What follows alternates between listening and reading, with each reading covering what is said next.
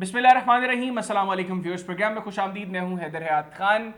नाज़िन, मरदमशुमारी मुकम्मल हो चुकी है, तकरीबन 2 माह से ज़्यादा अरसा हो चुका है, लेकिन सोफर हुकूमत उसको नोटिफाई नहीं कर सकी।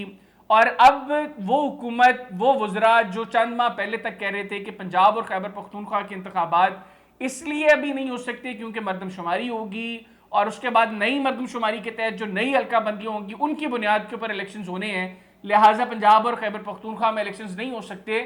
वही वज़रा, वही लोग अब ये कह रहे हैं कि पुरानी हल्का बंदियों के तहत इलेक्शन होंगे, क्योंकि विदाउट कॉन्स्टिट्यूशनल अमेंडमेंट हम नई हल्का बंदियाँ या उनके अंदर इंक्रीज जो है, हल्कों के अंदर जो नंबर्स में इंक्रीज होना है, वो विदाउट कॉन्स्टिट्यूशनल अमेंडमेंट हम नहीं कर सकते। तो क्या ये उस वक्त उनको इस चीज़ का अदराक नहीं था, अंदाज़ा नहीं था, या नोइंगली और इंटेंशनली ये सब कुछ किया गया है? प्रोग्राम में इसको डिस्कस करेंगे। सेकेंडली, बड़ा इंपॉर्टेंट चीज़ ये है कि नई मरदमशुमारी के अंदर जो आबादी में इजाफा हुआ है, बलूचिस्तान की खासतौर पर आबादी में बहुत ज़्यादा इजाफा हुआ है। अब अगर हम पुरानी मरदमशुमारी के तहत इंतखाबात करवाएंगे तो उसका नुकसान क्या होगा? और प्रोग्राम में इसको डिस्कस करने के लिए मेरे साथ मौजूद है अमर बिलाल महबूब साहब, सरबराह हिम्पल डैट के। सर, बहुत शुक्रिया आपके वक्त का। सर, सबसे पहले ये बताइएगा, 2023 में इंतखाबात हो रहे हैं और हम 6 साल पुरानी हल्का बंदियों के तहत जो है ये इलेक्शन करवाने जा रहे हैं। मरदमशुमारी के नताइज हमारे पास मौजूद हैं, हम नोटिफाई नहीं कर रहे, तो ये जो 6 साल पुरानी हल्का बंदियां हैं, इनके मुताबिक जो अब इलेक्शन होंगे, इसके क्या नुकसान हो सकते हैं?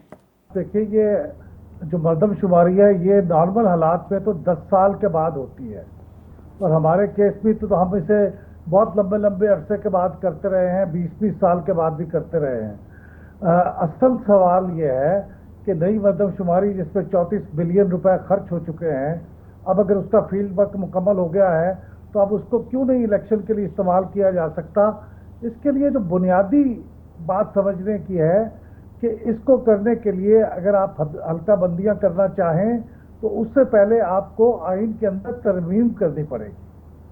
आपका आइन का जो आर्टिकल 51(3) है उसमें एक टेबल दिया गया है जिसमें मुख्तलिफ सूबों की नेशनल असम्बली की जो सीटें हैं उनकी तकसीम दिखाई गई है। अब अगर मरदमशुमारी में आबादी बदल गई है, जो कि ज़ाहिर है बदल गई है, ख़ास तौर पे बलूचिस्तान की तो बहुत वाज़ेह तौर पे तकरीबन डबल हो गई है, तो इसका मतलब है कि हर सूबे की आबादी के हिसाब से नई तकसीम होगी नेशनल असम्बली की सीट्स की। अब अगर आप उसको आईनी तरमीम नहीं कर पाते, जो कि इस वक्त हमारे पास कौमी असम्बली में मतलूबा तादाद ही नहीं है, तो फिर हल्का बंदियों का काम आगे नहीं बढ़ सकता। इसलिए ये सबसे बड़ी मजबूरी है, वरना ये नोटिफिकेशन हो जाए और उसके बाद आप हल्का बंदियां कर सकते होते तो वो कर लेते। सर, आपने ये बताया कि प्रैक्टिकली नई मरदमशुमारी के तहत इंतखाबात जो हैं वो नामुमकिन है। मसला ये है कि फिर इसके इसके नुकसानात क्या होंगे?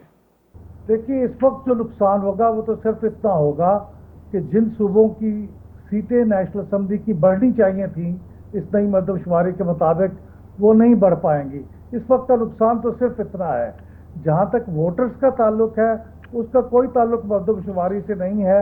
जो नई वोटर लिस्ट 20 जुलाई को यानी आज के दिन जो इख्तिताम होगा, उसके बाद जो वोटर लिस्ट बनेगी वो तमाम के तमाम रजिस्टर्ड वोटर्स नए इंतखाब में वोट डाल सकेंगे, उनका कोई नुकसान नहीं है।